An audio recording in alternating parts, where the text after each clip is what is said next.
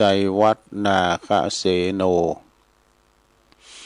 ก็จัดรายการอยู่ที่บุญของสงฆ์ของวัดพระธาตุดอยน้อยตำบลดอยหล่ออำเภอดอยหล่อจังหวัดเชียงใหม่ก็มาพบมาปะกันในยามค่ำคืนก่อนที่ตะวันจะออกนะก่อนมื้นพองตีสองตีสามลุกมาจัดรายการนางอู่นางจ้ากับพ่อแม่พี่น้องสถานาบุญที่บางคุณเปิ้นนอนบัดลับหรือว่าตื่นมาจับก็ดีก็ฟังกันไปประคับประคองกันไปนอนฟังข่าวเวลาเหมันแจ้งนะเนาะปิ่นกูปิ่นกีมกันไปตุลุงก็จะได้สรรหาสิ่งละอันพันละน้อยทำกันบ้านไหวนะเนาะเอากรรมที่เตดน้ำเตดธรรมพองก้านนิทานธรรมพองมรดกธรรมก็มานำเสนอศรัทธาญาติโยมได้ฟังกันไปได้ยินได้ฟังกันไปเหตุการณ์ตั้งบ้านเมืองข้านี่พุนตกกานะพุนเต็มตกเวลาว่าที่อื่นที่ไกลเฮามาหันเปิ้นใหม่ฮักละกูดบ่เฮ็บลุงกานะขอเข้าแล้วนี่จะยินเหมือนแต่ว่าตังบันโลงบันดอยอ่างค้างนะบ่เฮ็บลุงนี่ปุดโตเขาเผือกเขาพรเปิ้นถ่ายมื้อพอนะพอยังหิมะว่ะก็บ่เคยหูเคยหันว่าพี่น้องศรัทธาอยู่ละแวกนั้นเคยปะนะมันก็มาปะเฮ็มเดี๋ยวเนี่ยนะสิ่งอะไรที่เกิดก็ป้อยเกิดมาศรัทธาญาติโยมทั้งหลายลุ่มหลงในเวลามันมาเนี่ยปุดโตไม่ฮักละกูดไม่เก่าใหญ่ก็หลวงก็ฮักหมดว่าไปถล่มทั้งอีสานบนเนอะพายุฤดูร้อนนี่นะเขาก็ปิ้นตาปิ้นหงนั่นก็ศรัทธาญาติโยมขอเหือนอยู่ดีมีสุขกันเด้อขอเมตตาบารมีธรรมครูบาเจ้าศีลธรรมตะไว้ ไปคือมาตั้งนี้นะฉะนั้นรายการนี้ก็เป็นรายการพิเศษให้หน่อยหนึ่งอาตมาภาพก็ได้รับฉันทานุญาตจากอาจารย์พระครูอภิวัฒนวิกรมผู้อำนวยการคืนสีขาวว่าวันนี้ก็เป็นนิมนต์ตุลุงเข้ารายการในการความจริงก็เป็นรายการเก่าตุลุงในวันอังคารเนี่ยนะเนาะวันอังคารเนี่ยแต่ก็เป็นตุลุงมันลายวันลำไปตุลุงก็เก่งอกเก่งใจปนะโกปนลำคาญมันลายวันลำไปก็อาจารย์ก็เลยหยุดวันอังคารเพิ่นจะเข้ารายการเนี่ยกะพอดีเพิ่นก็บอกว่าเข้าสารงานบุญมันไก่มาก็ย่ำในงานวัดไฟหินก็ดีวัดเหนือวัดไตวัดไก่วัดไก่แล้วก็วันที่25ที่วัดบรรพตสถิตด้วยอีกอะงานสุมาการวะนะในวันที่25และวันนี้ก็วันที่21นะที่วัดไฟหินที่ตั้งแห่งสถานีวิทยุเฮาเนี่ยเปิ่นกว่าคือย่ำเนาะก็เดี๋ยวก็จะได้ประกาศย่ำศรัทธาญาติโยมเนาะก่อนที่จะได้ไปตั้งคืนบุญสถานีวิทยุแต่ละคืนนั้นก็ตุลุงจะนำไหวพระเกินเนอเปิดความเป็นสิริเป็นมังกรเป็นมงคลกับตนกับตัวกับครอบครัวของเฮาอยู่ดีมีสุขนะขจัดปัดเป่าโพยภัยอันตรายต่างหลายต่างๆเสน่ห์จังไรมาลายหายสิ้นไปนี้ไกลแสนโยดแสนว่านำปาสิ่งที่ปินมังกรปินมงคลเข้าคุมหูหอเฮือนเฮาปินอันดับต่อไปพร้อมแล้วก็กราบ1กราบ2กราบ3อิมินาสกาเลนะพุทธังอภิปูชยามะอิมินาสกาเลนะธัมมังอภิปูชยามะอิมินาสกาเลนะ สังฆังอภิปูชยามะอะระหังสัมมาสัมพุทโธภะคะวาพุทธังภะคะวันตังอภิวาเทมิ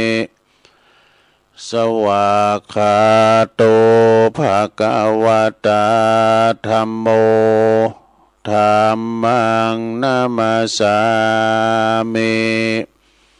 สุปฏิปันโนภะคะวะโตสาวกสังโฆสังฆังนะมามินะโมตัสสะภะคะวะโตอะระหะโตสัมมาสัมพุทธัสสะนะโมตัสสะภะคะวะโตอะระหะโตสัมมาสัมพุทธัสสะนะโมตัสสะภะคะวะโตอะระหะโตสัมมาสัมพุทธัสสะอิติปิโสภะคะวะอะระหังสัมมาสัมพุทโธวิจาจาลานะสัมปันโนสุขโตโลกวิทูอนุตตโลปุริสตัมมัสสาลาธิสัทธาเทวมนุสสานังพุทโธภคะวะติสวากขาโตภะคะวะตาธัมโมสันติติโกอากาลิโกเอหิปัสสิโกโอปันนายิโกปัจจตังเวทิตาโปวินโยเหติสุปฏิปันโนภะคะวะโตสาวกสังโฆอุจจุปฏิปันโน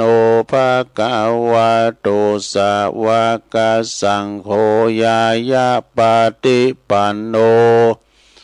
ภะคะวะโตสาวกสังโฆสามิจิปฏิปันโนภะคะวะโตสาวกสังโฆญาติตังจัตตาลิปุริสายุคาเนอัฏฐปุริสาปุคคลาเอสาภะคะวะโตสาวกสังโฆอะหุนายโยปะหุนายโยทักขินายโยอัญจลิกาลานิโยอนุตตลังปุญญเขตังโลกัสสติจายันโตโปติยามุเลสกายานังนันทิวัตโนเอวังตวังวิจัยโยโหเหจัยยสุจัยยะมังคะเลอปัลลาจิตตปันลังเกสิเสปัทวิปุคาเลอภิเสเกสัพพพุทธานังกัปปะโตปโมทติสุนักตังสุมังคลังสุปาปาตังสุโหติตังสุขันโนสุโมโหโตจะสุเยทังพรหมจาริสุปทักขินังกายกัมมังวาจากัมมังปทักขินังปทักขินังมโนกัมมังปณิทิเตปทักขินาปทักขินานิกาตัวนะละพันตเถปทักขิเนสัพพิติโยวิวัจจันตุสัพพะโลกวินาศตุมาเตภวัตวันตรายโยสุขิติกายุโกภวะอภิวาทานาสิลิสานิจังวุตตาปจายโน จัตตาโลธรรมาวาทันติอายุวันโนสุขังปะลังเอาละเนาะศรัทธาญาติโยมตั้งไหลรัตนะผ่านแผ่วตั้งพระแก้วเจ้าสามประการเนาะจงดลบันดาลมาปกป้องคุ้มครองรักษาพระพุทธศาสนาวัดวาอารามควงแก้วทั้งสามมาปกป้องรักษาดูแลครูบาอาจารย์พระสงฆ์องค์สามเณรเจ้าเปิ้นอยู่กับวัดกับวาปินโตแทนนำปาศรัทธาญาติโยมเข้าวัดเข้าวาอาบน้ำฟังธรรมแล้วก็ปินหนอนเนอนาบุญศรัทธาได้มาทำบุญสักการะปูชากราบไหวเนาะมาเป็นมาช่วยกันปกสร้างห่างแปลงวัดวาอารามศาสนาของเฮาคือการกุ้งลุงเริงสะเติงบันงามกันต่อไปพอลูกแม่หลวงเขาก็ขอให้อยู่ดีสบายปิ้นลมโพลมใสของลูกของหลานเนอะสุขภาพนะสมบูรณ์แข็งแรงกันต่อไปตุลุงก็ขอปิ้นกำลังอกกำลังใจอีปออีแม่ที่เดินเหินไปในตั้งใดบ่ใดก็เอาวิทยุปิ้นกูปิ้นกีมไปเนอะนะปอบ้านแม่บ้านก็ดีจะขับรถขับลาออกคุ้มออกโคไปกาดไปลีไปที่ไหนก็ตามนะให้มีสติก่อนสตาร์ทรถมันหนักมันลายเด้อใจความระมัดระวังอย่าได้ประมาทขาดสตินะไปดีมาดีทั้งขาไปทั้งขากลับเน้อเอาละเนาะตอนนี้ไปก็จะได้เอ่ยพระตั้งคืนบุญสถานีวิทยุแต่ละคืนเน้อในเครือข่ายตีเปิดหับสัญญาณรายการธรรมะภาคภาษายองช่วงเวลาตั้งแต่ตี 3 ถึง 5 โมงดังต่อไปในเนื้อขอบคุณสถานีวิทยุคลื่นพระพุทธศาสนาการศึกษาและวัฒนธรรมของวัดฝายหินเนอร์ตำบลสุเทพอำเภอเมืองเชียงใหม่ FM 104.50 เมกะเฮิรตซ์โดยเมตตาบารมีธรรมอาจารย์พระครูสมุวิสุวัตวรกิจโจองค์ขลุงในเมืองก็ฟังกันไปแล้วเนาะครอบคลุมกันหมดอ่ะขอบคุณสถานีวิทยุคณะสงฆ์อำเภอฝางตั้งอยู่ที่วัดพระพุทธบาทอุดมน้ำบ่อสาวาสำนักวิปัสสนา FM 88.50 เมกะเฮิรตซ์โดยเมตตาบารมีธรรมหลวงพ่อพระครูสุจิตานุรักษ์หลวงพ่อเจ้าคณะอำเภอฝางเด้อแล้วก็ขอบคุณตุปิเลินโชติธรรมโมลิงสัญญาณไปเรียบร้อย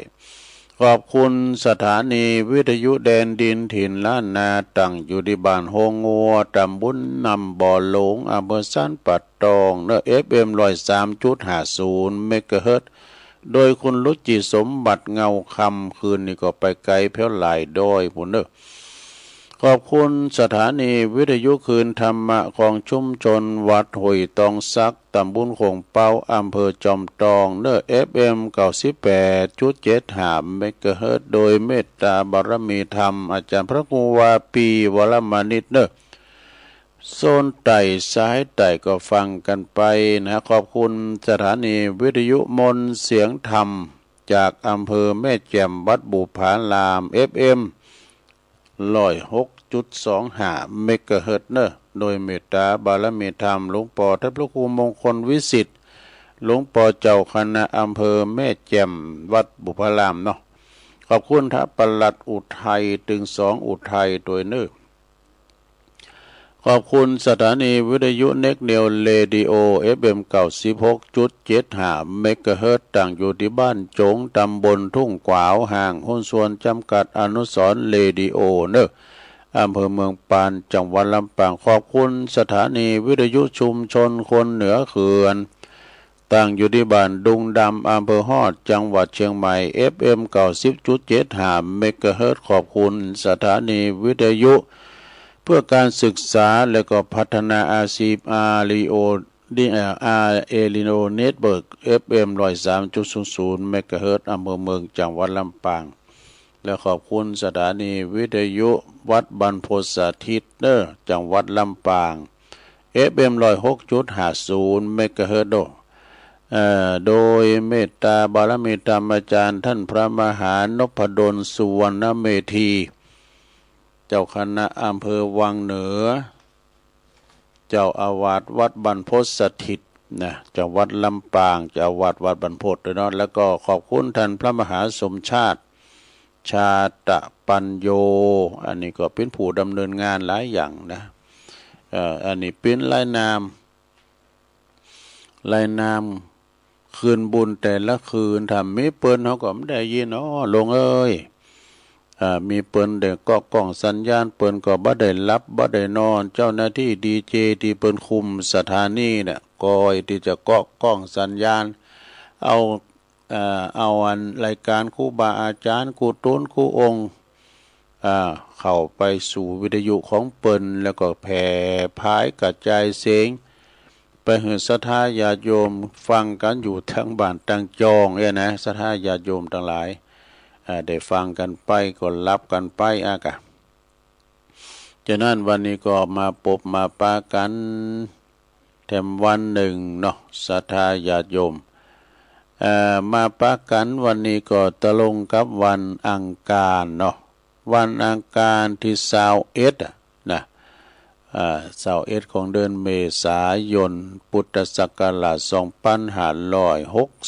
2569เมษาเนี่ยจะมีอยู่30วันเนาะยน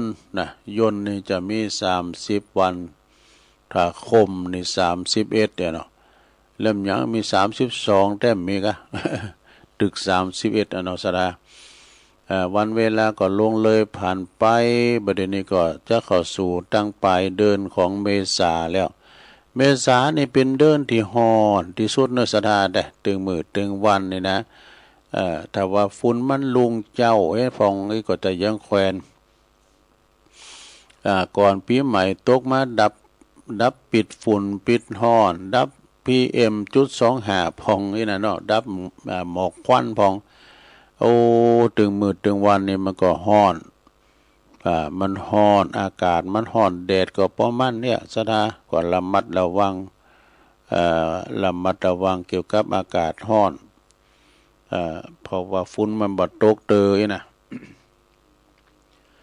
ฉะนั้นวันนี้ก็มาพบมาปะกันแล้วตัวลุงก็จะน้อมนำเสนออันนี้ก็เป็นศัพท์อันประเสริฐเนอะทรัพย์สินเงินทองของเฮาในยามประเสริฐเจ้าทรัพย์อริยทรัพย์7นี่นะศรัทธาญาติโยมทรัพย์นี่ทรัพย์ภายในดู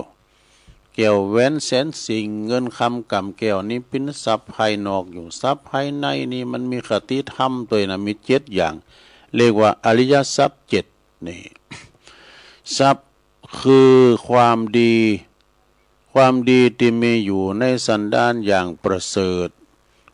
เปิ้นเรียกว่าอริยทรัพย์มี7อย่างด้วยกันมีอย่างของ1ศรัทธานี่ศรัทธานี่แปลว่าความเจอความดีทำดีได้ดีทำชั่วได้ชั่วเนี่ยเจอในสิ่งที่ควรเจออย่างนั้นเนาะศรัทธาเจอว่าอย่างก็ทำดีได้ดีทำชั่วได้ชั่วข้อที่2นั้นศีลก็คือรักษากายวาจาของเฮาให้เรียบร้อยคุณเฮาถ้ามีศีลธรรมประจำใจมีศีลมีธรรมะประจำใจเป็นคนที่เยือกเย็นโดยพร้อมยังก็ในโลกที่แง่ดีถึงหมดบ่อิสาลิษยาไผบ่โขดบ่เกตบ่จังบ่อิ่มหน่ายกายจังไผนะอยู่ตามศีลตามธรรมอยู่ตามมัชฌิมปฏิปทาคือบ่ทุกข์บ่ร้อนเปิ้นว่าดีก็ยินดีโดยเปิ้นว่าหายก็ยินหายน่ะเนาะอยู่ตามปกตินะตามธรรมชาติของเปิ้นบ่ได้คอยบ่ได้โยนไผน่ะบ่อิจฉาริษยาบ่พยาบาทปองร้ายไผน่ะ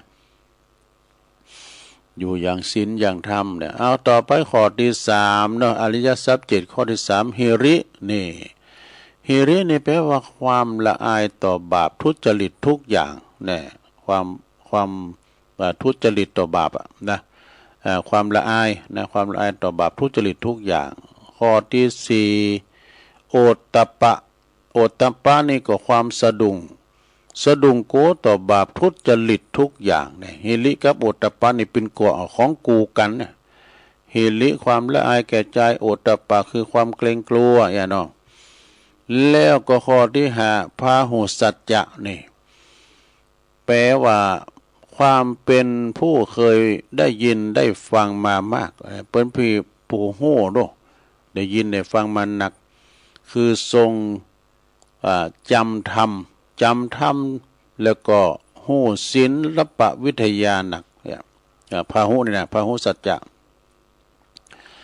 ต่อไปข้อที่หกจาคะอันนี้ก็สำคัญนะจาคะคือความเสียสละแบ่งปันสิ่งของตนที่ควรให้ปันเนี่ย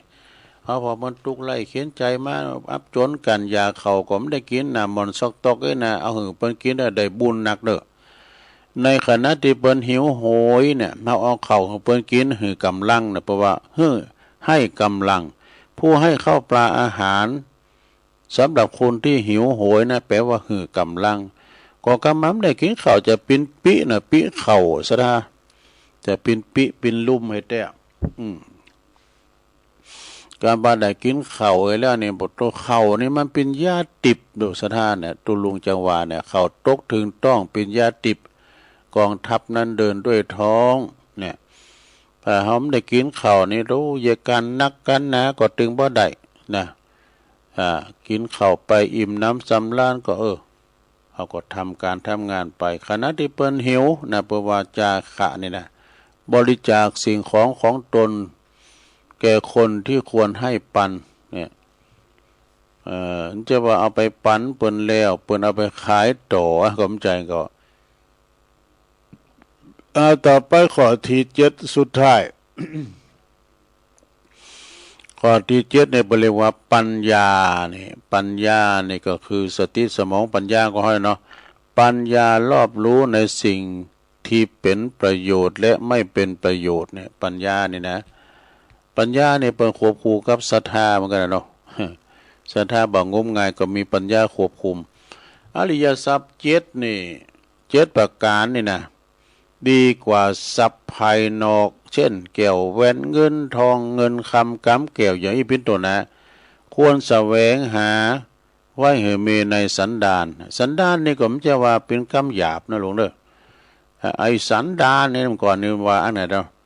สันดานดีก็มีนะสันดานชั่วก็มีนะเป็นว่าสันดานนี่เป็นคำกลางเหมือนกับอัน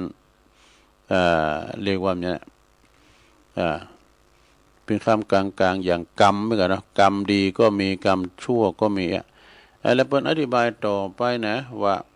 ศรัทธาข้อหนึ่งศรัทธาแปลว่าความเชื่อมีสองประการคือเจอโดย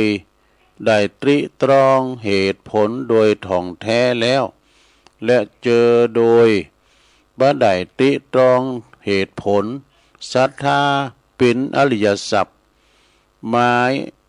ายเอาศรัทธาตีได้ตึกตรองเหตุผลแล้วนี่มันจะว่าศรัทธาโทไปก็คือว่าอันนี้ศรัทธาเป็นได้ตริตรองแล้วนี่ทำที่ถูกแล้วนะเดินทางสายนี่ถูกแล้วนะสองศีลก็มีสองอย่างคือ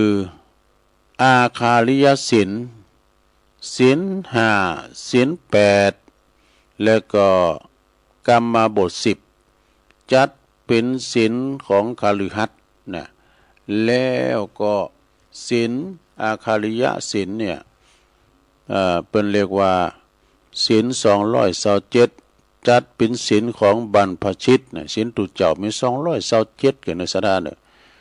โอ้ศีลหนักศีลหลายแต่คือว่าน้อยเหลืออันเนี่ยก็ภิกษุณีก็เนาะภิกษุณีสัมมิ300ว่ะอันนี้227เนี่ยพวกตัวกันจะถือหมดเนี่ยพวกตัวคิงติงเด้อยกยังตะไคร่มันได้แล้วก็3เหริคือความละอายต่อบาปเนอะ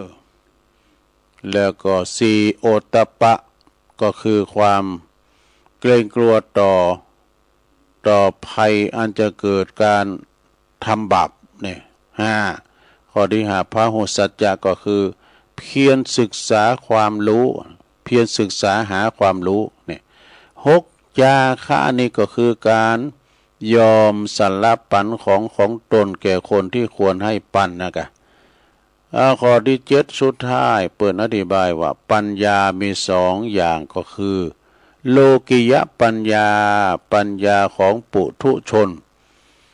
และก็โลกุตระปัญญาปัญญาของอริยเจ้าพระอริยเจ้าจบสัทธาญาโยมอันนี้เป็นเรียกว่าโพชฌงค์เจ็ดเนอะใจอริยทรัพย์เจ็ดอริยทรัพย์เจ็ดเนี่ยจบลงไปสัทธาญาโยมทั้งหลายก็อันนี้ก็เป็นหนังสือมาในหนังสือนักธรรมเป็นนวโกวาทนวโกวาทนะสัทธาตอนนี้ไปตุลุงจะเอาอันนิทานธรรมมาเล่ากันเนอะนิทานอย่างโดมันเป็นนิทานเก่าโบราณเราไว้เมื่อละปี65แล้วดูมันเป็นธรรมอย่างเป็นธรรมมันจะทำเป็นนิยายธรรมนิยายมาในสาดกนะความกตัญญูเหมือนกันเนอะบัวดำยอดกตัญญูนี่โง่ดำนี่มันเป็นโง่ที่หูกรรมซะนะมันหูกรรมฮับจ่างอ่างใบมาอยู่ด้วยคุณตุกทำเหมือนคุณตุกนะก็ดีขึ้นมาคุณตุกแต่มีศีลธรรมนะปีนเชื่อใดลองฟังผ่อนเด้อเป็นว่าพระพุทธเจ้าเฮานี่เสวยพระชาติเป็นวัวดำนะเป็นปีนมาหมดเนี่ยก็ปีนหมดซึ่งพอโตขึ้นมาเนาะใหญ่ขึ้นมาโง่ดำนี่ก็มันเป็นโง่หนุ่มนะเป็นโตเป็นวัวหนุ่มแล้วเจ้าของมันก็โกว่าเป็นเป็นอัปมงคลเป็นมงคลก็โง่ยีดำนะดำติ๊กนะจึงจูงไปหมอบเหยหญิงชราหญิงแก่คนหนึ่งเนอะจอยเล่งดูหน่อยไม่อุ้ยเล่งโง่ตัวนี้ครับเนอะมันยิ่งใหญ่ยิ่งโตมากกว่ายิ่งดำมันโกนดำนางหญิงแก่แม่อุ้ยแก่นั่นก็เล่งดูมาเพี้ยนอย่างดีว่ะเปรียบเสมือนเหมือนลูกว่ะฮักโง่เหมือนลูกไปนั่นเองเนี่ยก็เลยเล็กวัวตัวดำนะว่าห้องมันว่าอายากาฟักนี่นะอายากาฟักเนี่ยเป็นบาลีแปลว่าเป็นไทยว่าเจ้าดำลูกของยายเจ้าดำของยายเจ้าดำนะเจ้าดำเนี่ยมันหูกำคุณนะมันเป็นโง่ดิกตันอยู่เอาละตอนนั้นเปิ้นก็บอกว่าโง่ดำนั้นยิ่งโตก็ยิ่งมีสีดำเข้มออกไปหากินกับโง่พี่น้องเจ้าบ้านอยู่ทุกวันได้รับการยกย่องจากโง่ตั้งหลายโง่หมูตั้งหลายว่าโง่ปู่ดำนี่นะเป็นจ่าฝูงเป็นนายเป็นหมูน้ำขันไปหากินถึงวันเนี่ยแล้วก็เปิ้นว่าอย่าแตกฝูงนะเนี่ยโง่ดำนี่เป็นจ่าฝูงเปิ้นบอกว่าหมู่เฮาตั้งหลายจะไปแตกฝูงเนอะจะไปแอวไกอยู่ตอมกันก็เดียวมันจะเป็นอันตรายนะโง่ดำก็จะบอกเปิ้นโง่ตั้งหลายเสมอนะก่อนที่จะออกหากินในป่าทึบนั้นจะมีสัตว์ร้ายดุร้ายนะเช่นว่าเป็นเสือก็ดีเราจะสีสิงโตซึ่งอาศัยแล้วมันจะคอยกาบกว่าเอาหมูเฮาไปกินนะหมูเฮาทั้งหลายขอระมัดระวังเนอะจะไปประมาทเนอะกาจะไปตกโหมันเกี่ยวกันก้าอันนี้สัตว์ มันหยาบมันติดปากได้จะไปประมาทกันเนอะนะนอกจากที่จะมีความหักต่อบรรดาฝูงโง่ต่างหลายแล้วนะมันมีความหักในหมู่ในฝูงนะโง่ปูดดำนี่โง่ปูดดำนี่มันก็ยังหักบรรดาเด็กลูกหลานของเจ้าบ้านโดยนี่พวกเด็กหมู่นี้แน่มันก็มีโง่ปูดดำเนี่ยมันมีความเชื่องมันบ่ให้มันบ่ดุละอ่อนเวลามันเตียวเข้าไปในหมู่บ้านนี่นะเดินไปในหมู่บ้านนะพวกเด็กก็จะพากันมาลุมมาตุ่มมากำหางจักพองกากำหูพองกาหอยโหนกำเขามันก็วามอย่างวะมันไปวามมันจะปากใดนี้มันก็วามอย่างจับหางพร้อมๆก็ขี่หลังวะดูโง่ปูดดำนั่นก็ลิ้นกับละอ่อนเหมือนกับมันเป็นละอ่อนตัวเขานั่นนะเนี่ยมีความหักลูกหลานของพี่น้องชาวบ้านอย่างนี้เด้อแล้ววัวดำเป็นวัวยอดกตัญญูยายตีเล่งดูเขาเป็นคุณอยากจนเนอะ ยายแก่ในไปพุ่นยากจนเขาหันยายแก่เนี่ยทำงานอย่างลำบากเนาะโดยความหูซึกสงสารยายที่ว่ามีความชราแล้วก็ยิ่งมีความอยากมีความฮักกับยายอย่างจริงจังก็วัวดำก็จึงคิดว่าคิดว่าจะอันถึงผู้มีพระคุณจะจุยนะคือจะได้หาตั้งตอบแทนคุณยายตลอดเวลาวันใดวันหนึ่งนี่กันเนาะแม่ว่าเพราะว่าแม่ของเขาอยากจนเนี่ยโง่เป็นกึดในใจนะแม่ของเขาอยากจนแต่ก็ต้องสู่อุตสาห์เลงเฮามาเหมือนลูกเฮาก็จะต้องคิดหับจ้างหารายได้ช่วยเหลือแม่คือป้นจากความทุกข์ยากจนหือใดนี่อันนี้มันคือในใจนะโง่ปูดำเนาะกับเป็นโง่ขาวเนี่ยโง่ขาวละปูนเนี่ยนี่โง่ดำเนี่ยตั้งแต่มุนาตั้งแต่นั้นมาเนาะโง่ดำมันก็ออกหากินเดินผ่านไปต่างๆไหนนะคอยดูแลจ่าฝูงเพี้ยนจ่าฝูงไปตัวซึ่งก็ได้พองฮับจ่างพองได้พองได้นักได้น้อยก็ว่ากันนะฮับจ่างได้นิดหน่อยสักแต่ก็ไปช่วยเพิ่นได้นะโง่ดำนี่หาโง่ดำนี่หางานจ่างไปเลยแล้ววันหนึ่งเนาะนี่แล้ววันหนึ่งโจก็มาหาโง่ดำเนี่ยเป็นงานชิ้นใหญ่เลยทีเดียวนะการจ่างแปลงเพราะว่าเกวียน500 ลิ่มนะเกวียนก็คือล่อนะลงเนอะล่อ500 ลำเนี่ยมาโดยการติมบรรทุกมาติมล่ำว่ะนะติมล่ำล่อคือมาติดหลุมว่ะมาติดหลุมไกลๆกับหมู่บ้านนะล่อตั้งหลายก็มาค้ำมันติดหลุมมันเป็นปอดไม่รู้หัวจักปอดเนี่ยนะมันดูดนะเวลาว่าก่อนเนี่ยกันโง่ควายเข้าไปมันดูดมันค้ำปอดน่ะงดควายเท่าหลุมปอดเนี่ยปัญญาวารู้เนาะในหมู่บ้านเนี่ยโหหน้ากองเกวียนเนี่ยจะฮื้อดีนะโหหน้ากองเกวียนเตียนเอาล่อมา500 ลิตรนะก็สั่งลูกน้องว่าเอากะช่วยกันหน่อยกะช่วยกันกองเกวียนก็สั่งการบริวารพยายามหน่อยเกวียนขึ้นมาจากหลุมนั่นคือได้เอาเข่านะเอาพวกเขาช่วยกันหน่อยช่วยกันหน่อยสั่งเขาสั่งการอย่างเข้มขันนะอย่างแข็งขันช่วยแล้วนะช่วยแล้วจอนายแต่ว่ามันบ่คืนแหงงูมันป้อแหงคูนเขาก็ป้อไหนจะได้ดีนะบริวารก็ห้องบอกหัวหน้าเนาะลุมเลิกเข้าไปติดๆเนี่ยแล้วก็อีกทั้งว่าเกวียนนักมันมีสินค้าติมลำหล่อเนาะแล้วก็จะทำอย่างได้กันดีแล้วหัวหน้ากองเกวียนก็ถามด้วยความอย่างท้อแท้แล้วนะถอยอันเขาเอาอย่างเขาถ่ายสินค้าออกจากล่อกันบ่บริวารคนหนึ่งห้องเสนอขึ้นนะก็เป็นความคิดดีๆเนอะหัวหน้าเป็นว่านะหัวหน้ากองเกณฑ์ก็พยักหน้ารับแต่ว่ามันจะจ้าไปกันใหญ่เนอะเอาไว้เป็นวิธีสุดท้ายก็แล้วกัน ลองหาวิธีใหม่แล้วลองดูนะพวกบริวารต่างก็ช่วยกันคิดหาวิธีเกวียนก็ติดลมโดยวิธีการต่างๆมันถึงบ่ขึ้นมันถึงบ่ขึ้นใจช่วยกันตัดไม้มาใส่ตีล่อตีอันแหวนล่อก็ตามอย่างได้ก็ตามมันถึงติดหลุมบ่เป็นโง่แล้วเป็นโง่เราช่วยกันลักช่วยกันจักก็มได้แป้ละแล้วในขณะนั้นเจ้าวัวดำนี่กับบรรดาเปิ่นของมันนี่หากินมาตานันบดีเนาะหัวหน้ากองเกวียนก็เซตทหารใส่โง่ดำแล้วนะเกิดความหวังขึ้นมาทันทีนี่ไปหันเจ้าโง่ดำขึ้นเกิดความหวังขึ้นมาทันทีเนอะวัวดำลางใหญ่ลางกายใหญ่โตเห็นนะดูท่าทางแข็งแรงพอที่จะลากเกวียนขึ้นจากหลุมได้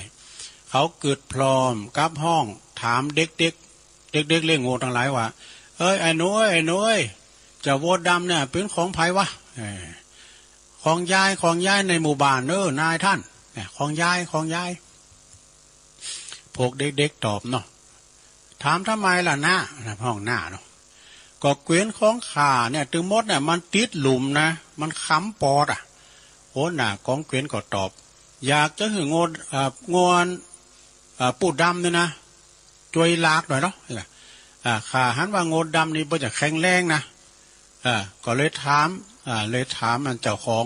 เลยถามเจ้าของทำย้ายกำไรเหรอนะเปิดจีว่าจะอันกาจ่างช่วยลากนะโอ้กองว่าจ่างไอ้เนาะเอาเลยนายท่านเอาเลยเอามันไปใจได้เลยเนี่ยละอ่อนบนนั้นก็ไว้ตอนนี้มันบ่มีเจ้าของหลอกดอกว่าไพ่มันไปบอกให้ยายเนาะพวกเด็กๆลองบอกคนหน้ากองเกวียนด้วยความหวังดีนี่เอาฝ่ายเจ้าวัวดำเมื่อได้ยินหัวหน้ากองเกวียนกับพวกละอ่อนเล่งโง่ตังหลายอู่กันตลอดเปิ้นหูกำคูนแต่เปิ้นปากเลยดอกก็หูซึกดีใจว่ะดีอกดีใจที่จะได้ที่ได้ยินหัวหน้ากองเกวียนว่าข้าจะจ่างนะไอ้ว่ะเจ้าโง่ดำมันคือนะเจ้าแม่จ๋าเนี่ยมันกึดนะคราวนี้แม่คงจะบ่ได้ลำบากอีกต่อไปแล้วไอ้ดอกลูกจะต้องลากเกวียนถึง500 ลิ่มนั้นขึ้นจากหลุมมาหือได้เลยทีเดียวโหน่ะกองเกวียนก็ครั่นได้ยินพวกเด็กๆห้องบอกว่าเอาเลยเอาใจไปได้เลยนะก็รีบเดินมาใจเจิกเนาะใจเจิกมาผลผสมสะพายโง่ดำแล้วก็จูงวัวดำหมายจะจูงไปหลากเกวียนกะแต่เนี่ยมีแต่นั่นแล้วโง่ดำเนี่ยหวังพิษหวังต้องพิษหวังเพราะโง่ดำเนี่ยบักขยับขยืนเท่าไปได้เลยแม้แต่น้อยเนี่ยถ้าบ้านใดตกลงกันเรื่องกาจ่างเนี่ยมันคือในใจนะถ้าบ้านใดตกลงกันเรื่องกาจ่างนี่เฮาบอกไปไหนเนี่ยวัวดำมันก็เกิดในใจยืนทื่ออยู่ที่นั่นนะ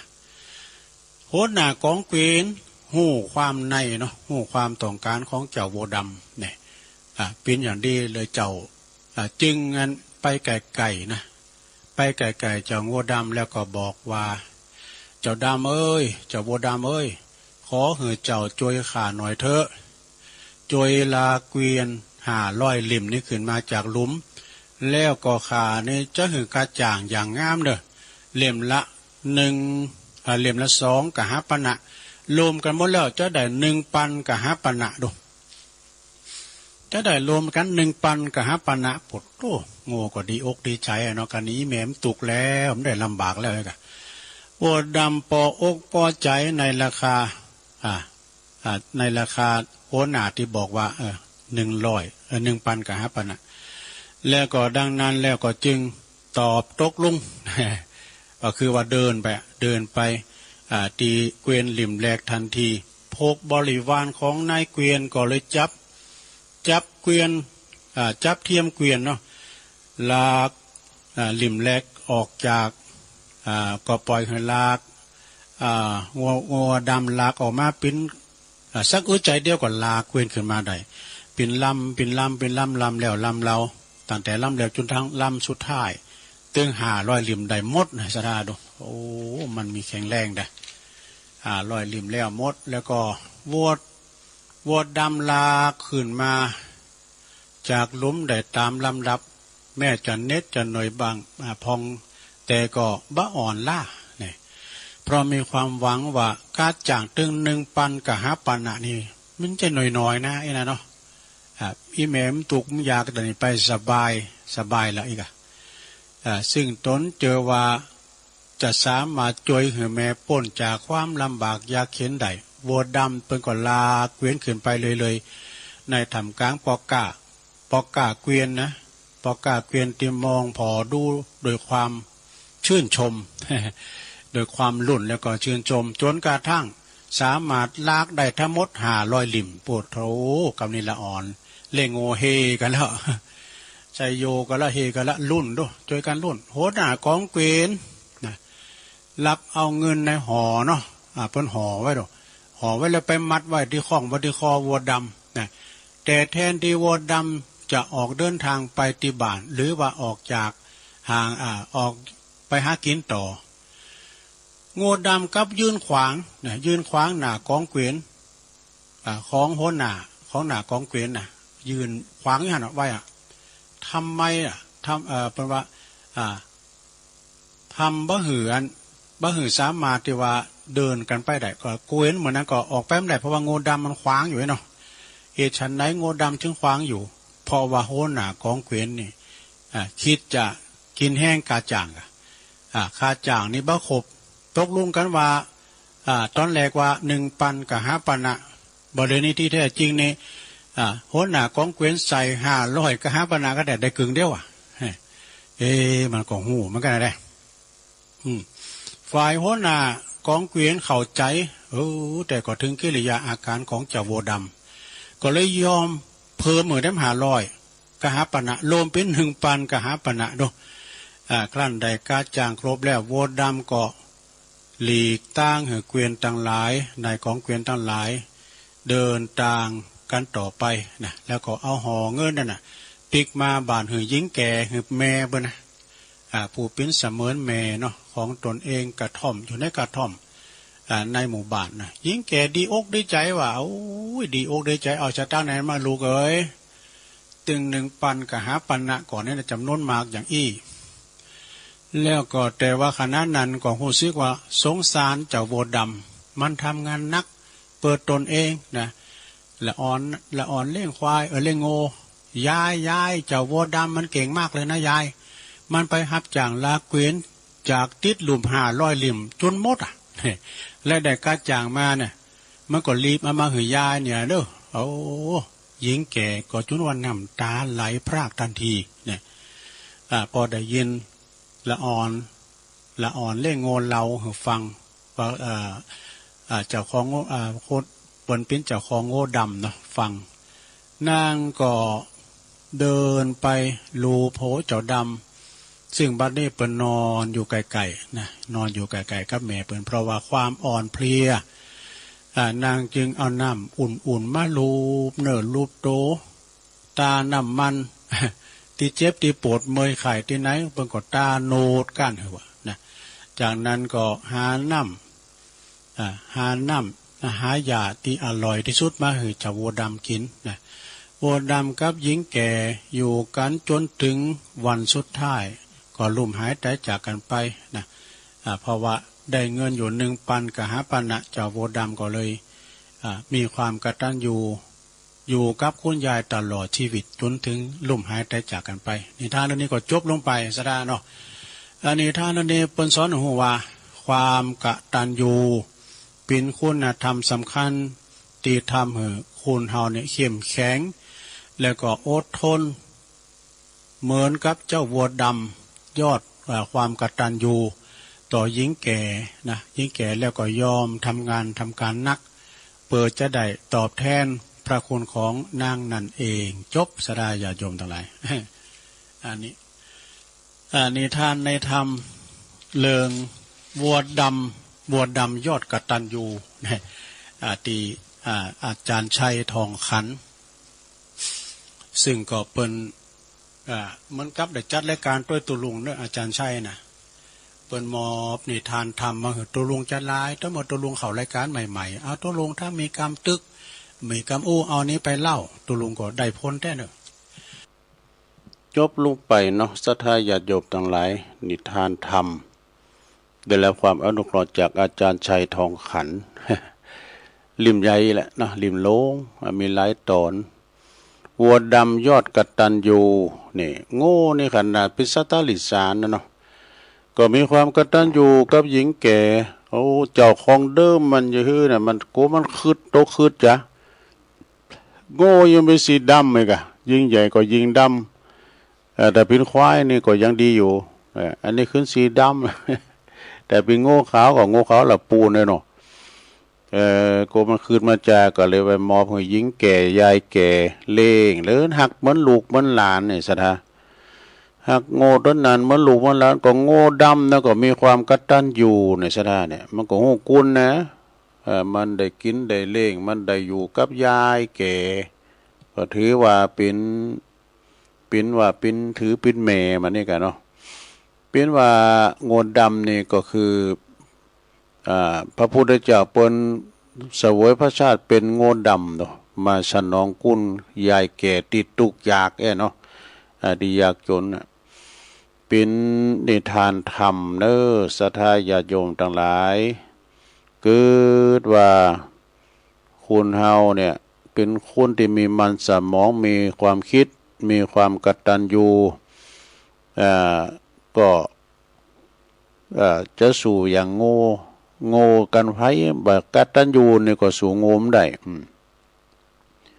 และเวลาบ่เดียวนี้เฮาพอนะแล้วก็ลูกหลานก็ทิ้งปอทิ้งแม่ก็มีนะสดาญาโยม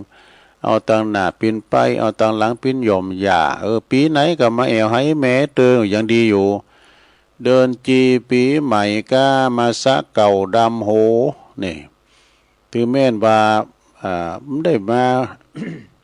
ก็ยังโทรหาเปิ้นพองก็ยังดีส่งเงินส่งค้ำมาให้เปิ้นพ่อแม่นี่ก็ยังชีพเดี๋ยวว่าเบยังชีมันพอกิด 400-500-600นี่นะน่ะซื้อข้าวมากินน้ำดูข้าวสารโน่น่ะกินหวานแถมแล้วก็สมาชิกน้ำโน่มันจะมีสปาหรอกจ่ายมื้อซื้อกินแถมซื้อกินยุกินยาแถมเนี่ยมันมีสปะฉะนั้นก็กันเวลาว่ามาเดินจีปีใหม่นะมาปะปอปะเมก็เอาสตังค์มาหือมีหันลายเนี่ยอย่างตุลุงเคยว่ามาถึงปุ๊บนะบรรยากาศในกรุงเทพฯเนาะมาถึงปุ๊บเอาให้แม่ไปคือ3,000ว่ะตัวแม่ดีใจเนาะก็กินกับเปิ้นกับฟุกมันไปถึงที่จะปิกบ้านมีสตังค์แม่ยืมสตังค์สัก5,000ด้วย นั่นก่อนที่เอาหือจะดีใน3,000นะกำปีกถ้าปีกมีตั้งเอาให้แม่ไปประมาณ5,000 แม่มันก็เลยบอกว่าหนานปีหน้ามึงต้องมาหน่อยสิ่งใจเนาะปีหน้ามึงต้องมาเนี่ยว่ะเขาเนื้อนี่บ่อยอันนี้ก็เป็นกำแต่กำหลินบอกเนาะสะท่าเนาะสักคำเดียวนี่ตอน2 ชั่วโมงที่2นี่ตุลุงก็จะตีทำมือนะทำมือนี่ก็ได้รับความอนุเคราะห์ในปอาจารย์ปนันปันแม่ฟองอินมาศเปิ้นอยู่ท่าดอนใจปนันปันนี่เปิ้นเป็นปอาจารย์ดมัคคนายกแล้วเปิ้นมีลูแก้วเนอะ เมตตาธรรมของอาจารย์พระครูวีรกิจสถาพรนี่ก็เนาะสถาพรวิรกิจก็ลืมว่าวิรกิจสถาพรเนี่ยเนาะอาจารย์พระครูเปิ้นเป็นเจ้าคณะตำบลโดยเปิ้นเป็นเจ้าคณะตำบลแล้วก็เปิ้นก็เป็นมรรคนายกอีกเพิ่นก็มาหาตัวลุงเมินล่ะนะมาตึงตึงลูกตึงแม่เปิ้นเอาธรรมมาตานให้ตัวลุงขึ้นมาบุญดอยไปด้วยอาจารย์พระครูเปิ้นเอาแม่เปิ้นเปิ้นเอาธรรมมาตานมี12ผูกกันนะแล้วก็เขียนจื่อปนันปั้นอาจารย์พระครูนะแม่เปิ้นเนี่ยบันทาดอนใจเขียนไว้หมดมี12ผูกโลนึงบ่ดีพี่นานบุญก็มาขายพอดีเนาะตัวลุงก็ซื้อมันไม่เป็นผูกหรอกแม่ฟองก็ว่าไอ้แม่แต่เป็นจะพาหมดตัวเนี่ยเปิ้นก็200ปลายก็หาเนาะ12ผูกเดี๋ยวนี้ก็ไม่เนี่ยเดี๋ยวต้องจะเตะทำโพไซโศกดูโพไซโศกเนี่ยมันมีเป็นผูกเดียวจบหรอกก็เพราะยาวแต่มันก็เป็นบล็อกก็แก๊กหน่อยนะกันว่าคุณพญามอนี่ก็จะโวยตัวลุงมันอ่านหนังสือจ้ามันเป็นบล็อกก็แก๊กพอได้ก็เดี๋ยวตอน2น่ะจะเตะนำเตะธรรมศรัทธาญาติโยมได้ฟังกันเนาะก็มีเจ้าภาพอยู่นะศรัทธาญาติโยมทั้งหลายวันว่านี่ก็ไปช่วยงานที่วัดช้างขน้อยเหนือช้างขน้อยเหนือก็ไปดิกาไพฑูรย์ขันติทะโลนะก็ไปป้าพี่น้องเต่าค่ำบ้านน้องเต่าค่ำตำบลป่าไผ่สันทรายพุ่นปนก็มาในนามของปอจานบาหานะปอจานเปิดไปเป็นเคยพุ่นดูแม่คือวันดวงคำเนี่ยเปิ้นเป็นปีของปีเมษ แต่เปิ้นก็มากันจัดลายเอากล่องเอากองพี่น้องไตก็มาฟ้อนโตมากันนะดูมีหลายเจ้าอยู่ในกระเดียวก็อ่านเนาะมีแม่คือวันดวงคำปิ่นเก้าบันน้องเต่าคำตำบลป่าไผ่สันทรายมาหอมปิ้นกันตีดกระเดียวก็ปิ้นเจ้าภาพเนอะเจ้าภาพกันตึงลงตึงลายศรัทธาญาติโยมแต่ในตอนนี้ก็ตัวลุงก็จะยอบย่างก่อนกำเดียวเขาก็ค่อยมา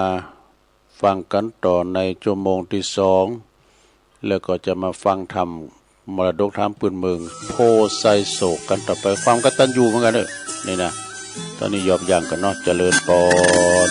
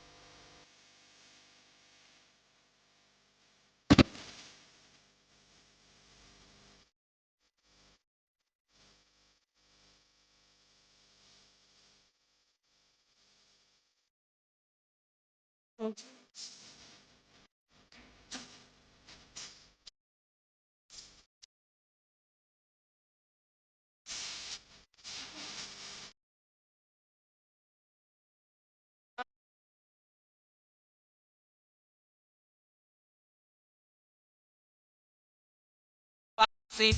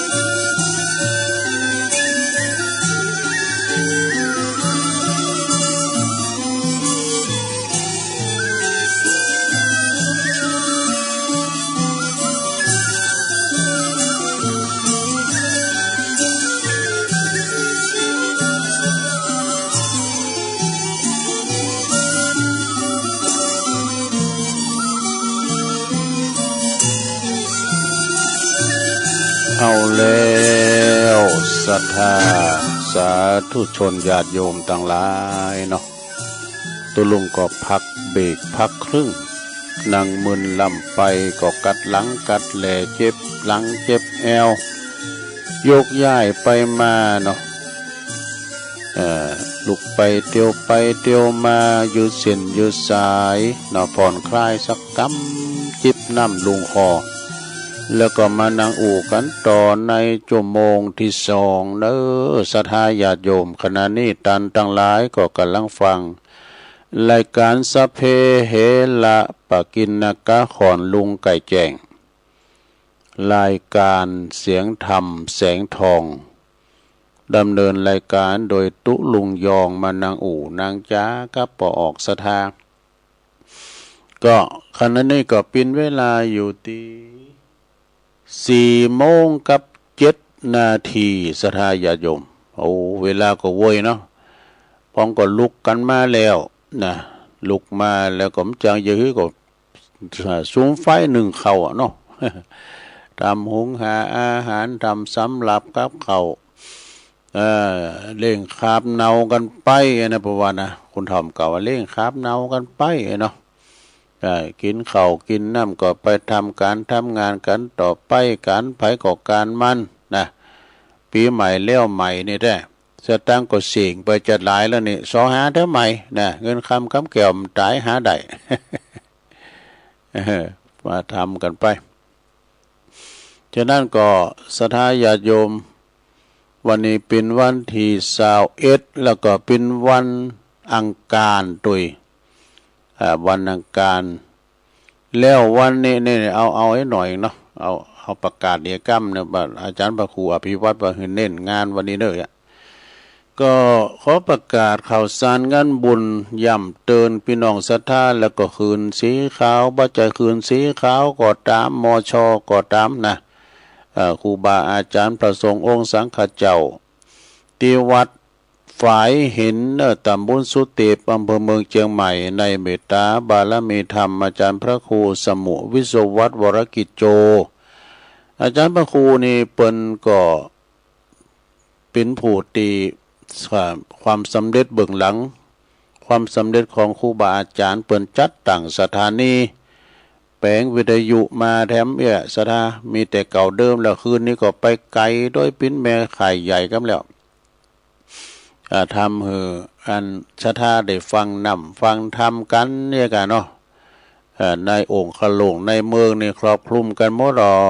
นะเปิ้นก็ปินรับปินนอนเปิ้นฟักไฟเอาใจใส่บัดต่อทุลานะเปิ้นมีคว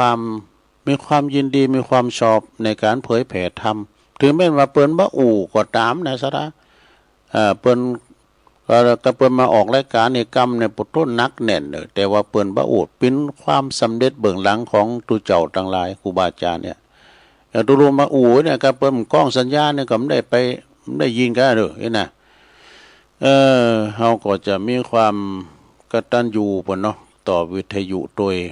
คือวันนี้เพิ่นจะมีงานเด้อที่วัดฝายหินนะวัดฝายหินตำบลสุเตปนี่เปิ้นจะมีงานสรรสลงสงน้ำประเพณีของเปิ้นสงน้ำสมณรูปเหมือนของพระอภัยอภัยสารณะสังฆปาโมกเดี๋ยวจดเพื่อกันเปิ้นอันนี้เปิ้นเป็นอันสังฆปาโมกคือเปิ้นเป็นอดีตเปิ้นเป็นเจ้าคณะจังหวัดเชียงใหม่ก็ดูแล้วก็อดีตนั้นเปิ้นก็เป็นเจ้าอาวาสวัดฝายหินโดยศรัทธาญาติโยมทั้งหลายอุบาพระอภัยสารถะสังฆปาโมกนี่ศรัทธานี่เปิ้นก็เลยมีประเพณีสรรสลงสงน้ำประเพณีกันขึ้นมาเด้อฉะนั้นวันนี้ก็ครูบาอาจารย์ก็จะไปกันหนักกันหลายศรัทธาญาติโยมได้ยินข่าวว่าตั้งลำปางก็จะมากันหนักนะอาจารย์มาหาเพิ่นจะมาเอามือ เอาวันเนี่ยเนาะแล้วก็คือว่าไปเป็นกำลังใจตัวศรัทธาญาติโยมเนาะคือกับท่านพระครูสมุวิสุวัตวรกิจโจไผอยู่ที่ไหนแห่งหนตำบลใดก็ไป ได้ฟังได้ยินก็เปิ้นนั่นเนาะนะเปิ้นเป็นผู้ที่ว่าหล่อเลี้ยงจิตใจคุณเฒ่าคุณแก่เขาจะเอาอันหมอหูเข่าพระใจอันเอาอันเนี่ยหงตาลของหมอหูเข่า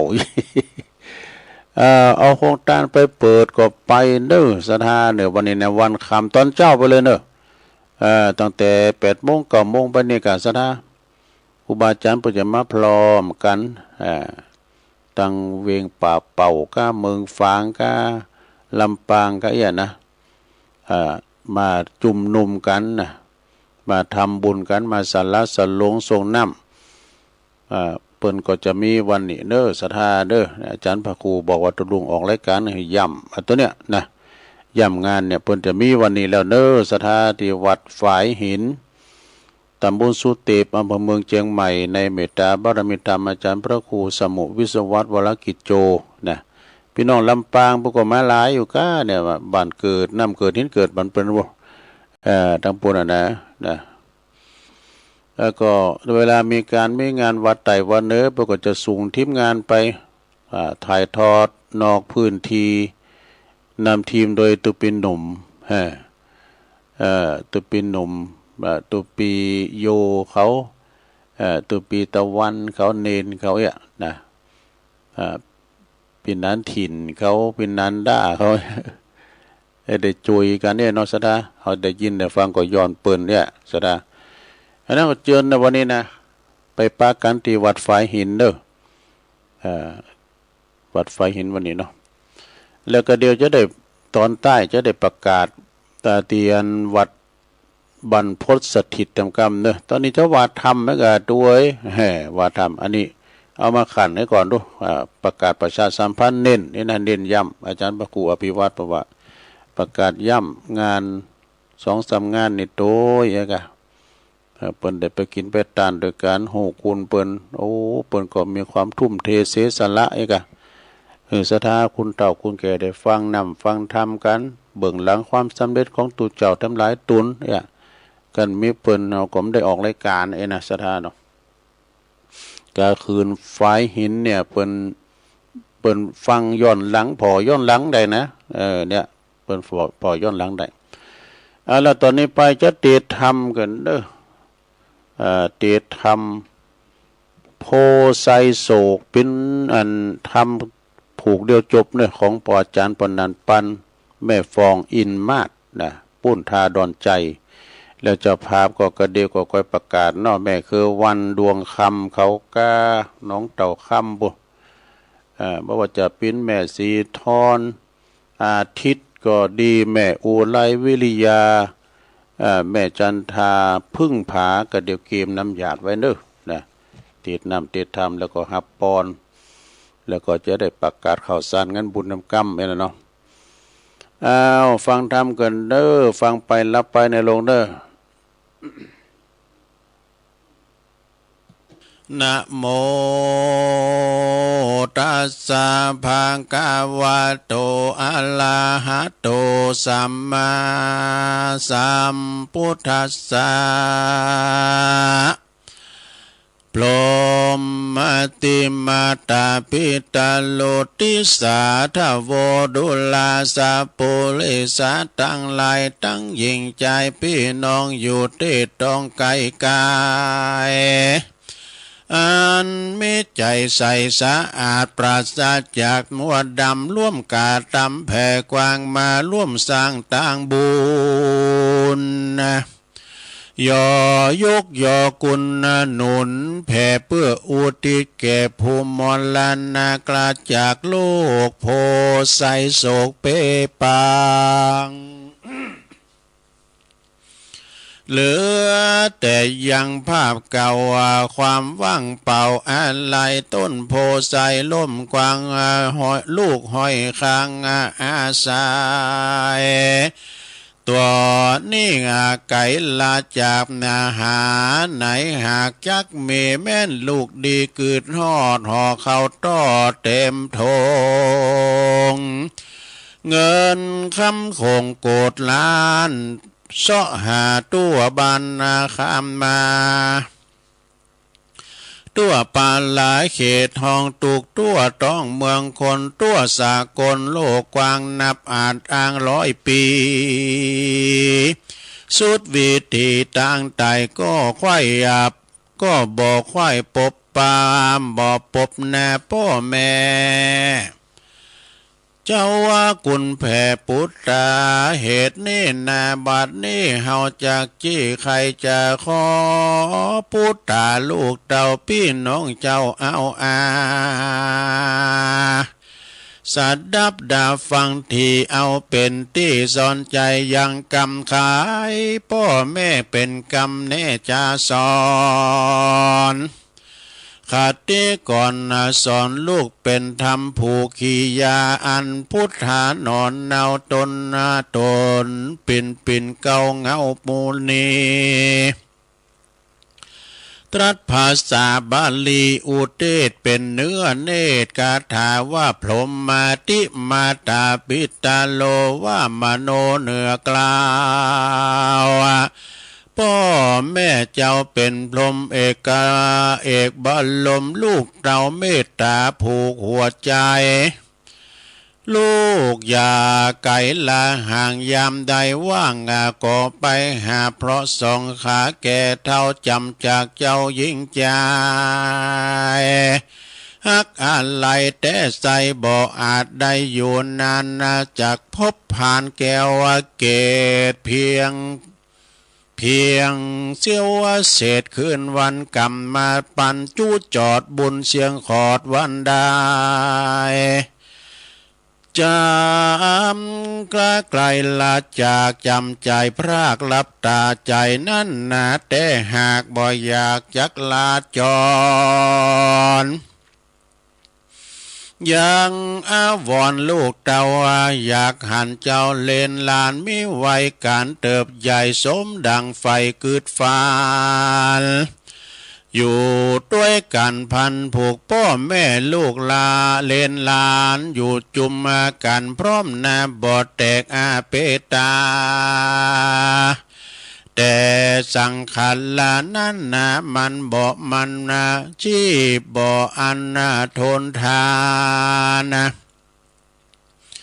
ยอมเรารานดับขาดบ่อยู่อาจยืนไปแม่นยำใดพ่อแม่อุ้ยมอนแก่ชันลาหลงลืมนาหลังนาขอเตอะทาสงสารอย่าเก่าขานดุดาอย่าจมว่าจริงจังหัวใจปังหม่นเศร้าคนเท่ามองใจน้ำตาไหลย้อยแผ่เพราะว่าคนแก่ชรายอมลืมลาพลั้งพลาดยอมละย่อมพลาดพลั้งเพ้อบ่เสมอเหมือนหนุ่มหูตาจุ่มมัวฟางจำเลื่อนลางนี่หันนี่เป็นดังอีแน่นอนบ่อาทอนฮักขอดเตอะยอดบุตตาขอเต้นช่วยกำฮื้อเขาน้ำอาหารคลายตุกพลานกันอยากหากินหากลับนอนกินหากลับนอนขอถอนพ่อแม่ปอเพื่อแผ่สุขใจแม้นยามใดลูกโกรธก็อย่ามีใจลูกโคตรเครื่องขี้ขอพุทธิลูกเต่านึกถึงเจ้าเยาว์วายเมื่อตัวนายลูกน้อยกำแขนห้อยเปาะคอยอยากได้หนอกำปอนหามาตอนทันได้เมื่อตัวนายร้องไห้ยามป่วยไข้กายาภัยได้นาอยู่ไกลนั่งอยู่เฝ้าไข้รักษาเจ็ดน้ำตาคลอเบานั่งอยู่เฝ้าปัลลมเหงื่อไหลสมย้อยนาลูกนอนลาสายใจมีภายในเจ็ดนาพาเฝ้าพอยื้ออาทรยามลับนอนกลางมุ้งยามสะดุ้งปลอบควาน บ่พวนพันไกห่างหักบ่สว่างหายหนเฝ้าเลี้ยงจนเติบใหญ่เอาใจใส่ทุกคราเหนื่อยกายอิดอ่อนยอมตุกยอมตุกผ่อนอดทนสู่ดิ้นลนอาบเหงื่อก็เพื่อลูกสายตาเจ้าบุญหนาเติบใหญ่ได้เดินไต่เตียวดี ทุกนาทีพ่อแม่นั้นมีแต่อวยใจติดตามไปอยู่ไกลเฮลูกได้อบอุ่นใจยามฟ้าใสหมองมนสายฝนหล่นลงมาน้ำกงกาไหลหลากเชี่ยวน้ำเจียวบากนองใหญ่ต้นโพต้นไทรไกลฝั่งลืมมีอย่างยืนยงสักวันคงแน่เป็นแน่อาบน้ำปัดแห่เห็นทรายดินทลายปังโปดน้ำสอโคดเห็นผาโปใสหนานั้นเราคงล่มเต้าไหลปางทิ้งไว้ยังหอยเก่าเฮือฟังเป่าเดียวได้ขอลูกยิงใจลูกเต่าฟังกำเล่าจะสอนเป็นกำวอนสอนลูกพ่อแม่ผูกจาใครก่อนจากไปพรากนาจุมเป็นฝุ่นยาสิ้นลมขอตามนลูกเต่าจุงพอเฝ้าหักกันอย่าหุนหันมักโขดอย่าถือโต้ตัดบาน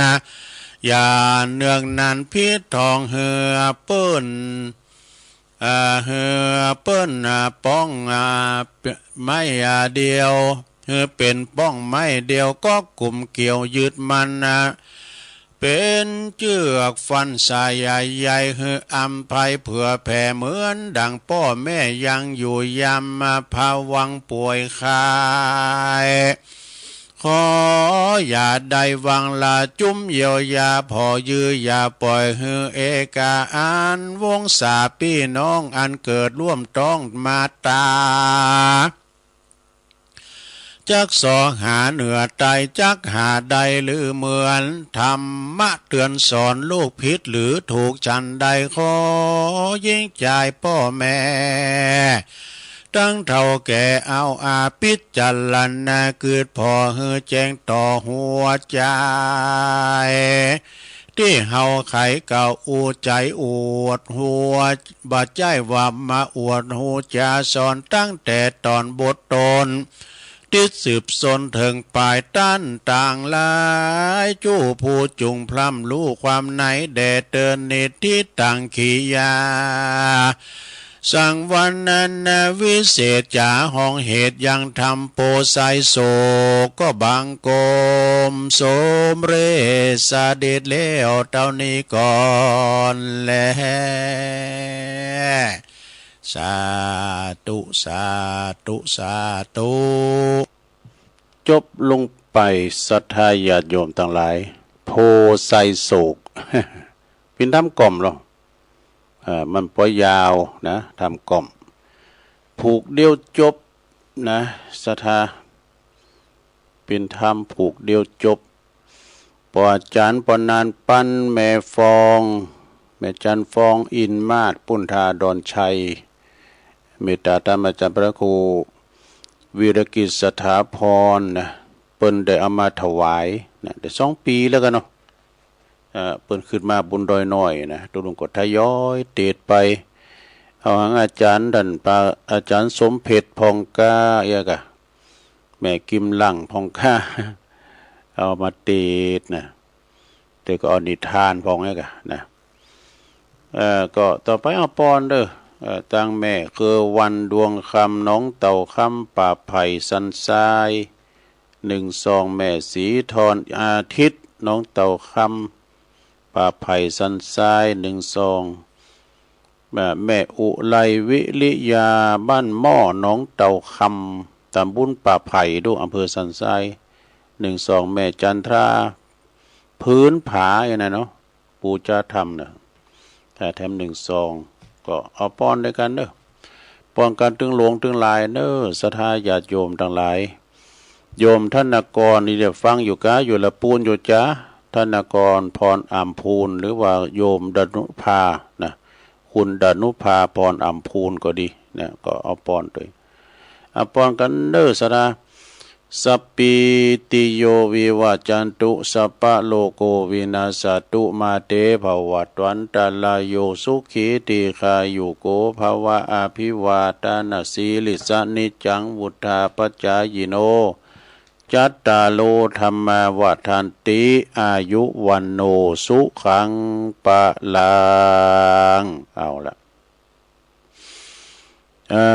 เอาปอนธรรมจบลงไปศรัทธาญาติโยมทั้งหลายนะ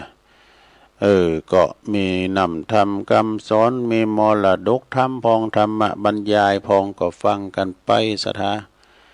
คุณเฮาบ่เดี๋ยวนี้ก็เฮือกันระมัดระวังเกี่ยวกับความร้อนเนี่ยเพราะว่าเป็นลมฮิสโตรกนี่นะมันอู่ง่ายๆลมปราสโตรกก็ได้ เวลามันร้อนแล้วไปเนี่ยบางทีนี่นอนรับมันนอกก็ไม่เห็นนะสะท้าก็มาฟัง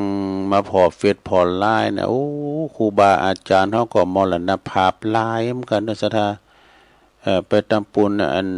ก็หันข่าวเพิ่นนี่โอ้ก็เพิ่นก็ลุ่มหายใจจากกันเนาะสะท้าญาติโยมตั้งใดในวัดเนี่ยแม่โจ้ยฮะที่ตุปีเปรมไม่น่ะเนาะตุปีเปรมเนี่ยอันนี้เปิ้นก็สังเกตเป็นอุทาหรณ์เป็นร่างสังหรณ์ว่าเปิ้นก็มาสวดศพเจ้าบ้านนี่นะกูเตอเปิ้นจะเอิ้นใส่คนนั้นพองเอิ้นใส่คนนี้พองทักทายโดยความที่ว่าคุ้นเคยกันนี่กะถ้ามีหันคืนเปิ้นมาสวดนี่โอ้หน้ามนต์เล่าเศร้ามองให้กันเนาะมีสง่าราศีนะตกเมื่อคืนมาก็เสียงบุญไปมรณภาพไปดูเนี่ยมันกับห้อนก็ประมาณโนสถาญาโยมเนาะครูบาเหมือนว่าครูบาวัดดอยซิวด้วยก็ได้เนี่ยพันในเฟซในไลน์เนี่ยนะแล้วก็เป็นพระวิปัสสนาจารย์นะแม่ดูพระลูกวันนะที่วัดพระธาตุเจ้าสลีจอมทองมันหลายนะสถาเฮาพอถึงมื้อถึงวันสถาก็ลุ่มหายใจจากกันไปพองตุเจ้าก็มรณภาพไปพองเนาะไผจะไปยังยืนกันได้เนาะถึงเวลาก็ไปตั้งปุณทั้งนั้นอันนี้ประสบอุบัติเหตุตั้งรถตั้งลาโดยนะพุทธเจ้าคณะอำเภอนาด้วงนะจังหวัดเนี่ยจังหวัดเลยจังหวัดเนี่ยอันนี้ก็มีเหมือนกันนะศรัทธาเนี่ยการขับรถขับลาก็ระมัดระวังเดินทางเขียวขาดปลอดภัยเด้อไปที่ไหนตั้งใดก็ตามเดินทางเขียวขาดปลอดภัยทั้งขาไปทั้งขากลับเนาะจะไปที่ไหนตั้งเนื้อตั้งไตตั้งใดก็ดีอันนี้มาวามกำนี่ก็เน้อศรัทธาญาติโยมทั้งหลายเอากำเจ้ากำเนาะเอากำวัดเจ้าเอาของอาจารย์บุญเพลินยาวิชัยกำหนึ่งเอามาคัดจังหวะหน่อยเนาะขันรายการคำว่าเจ้าเนี่ยมันมีเจ้าหลายอย่างเด้อเจ้าที่เพิ่นไหวเนี่ยคือเจ้าอาวาสดูเจ้าที่เพิ่นไหวนี่นะคือเจ้าอาวาสตุหลวงสมปานเจ้าวัดนี่กันเนาะตุหลวงสมัยมันก่อนก็ไม่มีหยังเปิ้นก็เตียวแอวไปกำพี่น้องเจ้าบ้านเข้าถึงประชาชนดูดุจมุลีกิโยนี่บทโตการกินของงานก็ออกโผดศรัทธานี่แอวเจ้าบ้านจ้าเรื่องนำเรื่องธรรมพองกล้าไปเฮือนปอหน่อยนั้นปอนั้นนี่น่ะตุหลวงก่อนนี่เปิ้นจะได้ไปหำไปเฮ็ดหยังแต่ว่าเห็นกะนักธรรมคำมาก่อนปานำปาพันเนนเทนน้อยโสดโยโกห้องกะตื่นเจ้ามาก็ทำวัดเจ้าก็ปฏิบัติปัดกวาดวัดกวาดว่าก่อนนี่เปิ้นจะมีหยังหนักดูปิ้นพระครูเนี่ยก็มันจะหนักลุ่มก่อนนะโอ้กันไผได้ปิ้นพระครูเนี่ยโธ่สุดยอดปิ้นมหาเนี่ยกรรมเนี่ยเป็นมหาประโยค2ประ1 2ประโยค3ใกล้นะโธ่มหากองก่อนก็เข็มเหมือนกันเด้อเดี๋ยวนี้ก็มีนักซะได้เนาะเนี่ยเจ้าที่เฮาไหวก็คือเจ้าอาวาส เจ้าอาวาสปิ้นใหญ่ในกำแพงซะได้เนาะสามารถที่ว่าจะให้ไผอยู่ได้ไผไปได้นะอยู่ในอานัตของท่านเจ้าอาวาสนะ เจ้าที่อาคารนี่ก็ตัวเจ้ากรรมนายเวรเนอะอันนี้ไล่เลงหน่อยนะเจ้ากรรมนายเวรเนี่ยมันขอดกรรมกับตามเวรเฮาทุกภพทุกชาติอันนั้นเปิ้นจะกินจัดต้านบ่เอาอุทิศบุญให้เจ้ากรรมนายเวรเนี่ยเนาะเจ้ากรรมนายเวรนี่มันขอดกรรมกับตามเวรเฮาผูกมัดเวรเฮาผูกเวรเฮาทุกภพทุกชาติเอาก็กินทานอุทิศแบ่งบุญให้มันพองไอ้นั่นเนาะเจ้ากรรมนายเวรเจ้าที่เฮาเล่งเพลนก็คือเจ้าภาพนี่เจ้าภาพเล่งเพลนอย่างเจ้าภาพกุเข่าที่จะเอามาตานวันนั้นนี่กะกุเข่าโตจีนนี่ก็เนาะที่วัดบรรพตสถิตบ่จะเล่งโตจีนก็โดตุ้เจ้าไม่เป็น50ปุ่นเด้อศรัทธาไปครูบาอาจารย์จะมาหนักแล้วก็เจ้าตีกวางใหญ่มาขนาดก็คือเจ้าพญาแม่น้ำเจ้าพญาดอกอันนี้เป็นแม่น้ำแล้วก็เจ้าที่เฮาปูชาคือเจ้าตีนะเจ้าตีนี่จะไปลืมเด้อศรัทธาครูบาบอกว่าผีนี่มันมีทุกหย่อมย่าเพิ่นว่าน่ะสุมาได้โยมเด้อตูลุงเขาเป็นละอ่อนนะจะไปปัสสาวะก็ไปถ่ายนักถ่ายเบ้าตามแผดตามป่าเนี่ยขอกับเจ้าตีกัน คุณเฒ่าบุญสอนว่านี่นะผีนี่มีกุฏิกุฏตางไม่หลงกงไม่ใหญ่กานี่เจ้าตีนี่เปิ้นก็รักษาเนาะก็อันเบิ่เลี้ยงเจ้าตีอยู่คือเนาะเลี้ยงเจ้าตีโสนเจ้าตีตุงเจ้าตีนากันเก็บผลผลิตแล้วเนาะเลี้ยงเจ้าตีกำหนึ่งเจ้าตีโหดำด้วยเลี้ยงเจ้าตีเจ้าแดนเจ้าแห่งเจ้าหน แล้วก็พองเปิ้นก็เขียนมาเนาะทำบุญซองหนึ่งไอ้ก็เปิ้นก็อันนี้อันอุทิศบุญให้เจ้าตี้ในบ่ได้ตุลุงแล้วก็อันนี้อุทิศเจ้าตี้อันนี้อุทิศเจ้าตี้โต้งเด้อแล้วก็อันนี้อุทิศเอาเจ้าตี้ส่วนนอกพุ่นนะเนี่ยพอไปเขียนไม่อย่างไม่ก่อนนี้หลายเจ้าตี้อันนี้อันเจ้าตี้อันนี่น่ะลายโต้งพวกอ่ะมีเจ้าตี้ด้วยมีเพิ่นนับถือด้วยไปเป็นหยังมันจะคือเจือจางอย่างนั้นแหละเยไปความสบายใจเฮาแล้วอันนี้ในเจ้านี่มันไข่ทาเนี่ยเจ้าที่ตำรวจไล่ติไล่ยับแล้วนี้นะบ่ได้เจ้ามือ เจ้ามือด้วยนี่นะก่อนจะสูงจะต่ำอยู่ที่เจ้ามือน่ะอย่างเอาเพิ่นว่าน่ะจะดีจะชั่วที่ตัวทำมั้ยกะจะสูงจะต่ำอยู่ที่เจ้ามือ อันนี้ทางพูดเปิ้นอันหูฟังแล้วก็เจ้าที่คุณนับถือก็คือเจ้าทรงเนี่ยเจ้าทรงนี่เพิ่นนับถือกันหนักเด้อศรัทธาเด้อโอ้เจ้าทรงบางเจ้าทรงนี่เปิ้นมีการมีงานน่ะห้องทานนักแล้วทั้งวัดกันนะศรัทธาโธ่แล้วเปิ้นจวยบ้านจวยจองเด้อจวยเจ้าบ้านเจ้าจองจวยวัดจวยวากันว่าเจ้าทรงพอเจ้านั้นเปิ้นจะไปกินหันตานที่นี่นะปโตลูกได้เองคำมันติดตามลำด้วยดอกลูกเลี้ยงเอียงคำไม่นะ แล้วก็เจ้าตีนาโกคือเจ้าหยังเจ้าหนี้ดูเจ้าหนี้เนี่ยโตมันจะมาตุยเอาเจ้าหนี้อย่างอื่นเนี่ยอู่กันได้ก็ระวังเจ้าหนี้หมกกันนอก เจ้าตีติ้มถุงนะเงินติ้มถุงคือเจ้าสัวดูเอามาขันรายการเนี่ยเรียกก็ต้องการความสงบไปที่ไหนปฏิวัตินี่ปฏิวัติว่านี่ต้องการความสงบวัดบางวัดนี่ก็โตเปิ้นก็เป็นวัดที่สงบนะแล้วก็มีอัน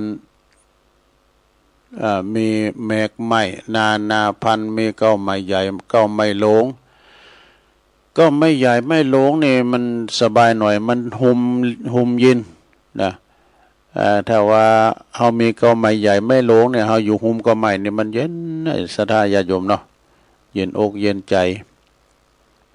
อย่างงั้นเฮาเข้าไปตั้งวัดที่มันมีเก้าไม้ใหญ่นี่มันก็ฮ้อนพองเอกแล้วก็เปิ้นนำกำในว่าเจ้าตีขี้บ่นคือหยังเจ้านายนี่ขี้บ่นบ่เด้อแล้วก็เจ้าตีมีราศีเจ้าคุณนายคุณนะเหมาะ เอามาขันรายการนะสดาเนาะเอาให้ได้อีกกันเนาะสดาเนาะเอาเฮ็ดได้อีกก่อน เป็นกำมนกำงันศรัทธาได้ฟังกันไปวันนี้มาขันรายการก็คือได้มา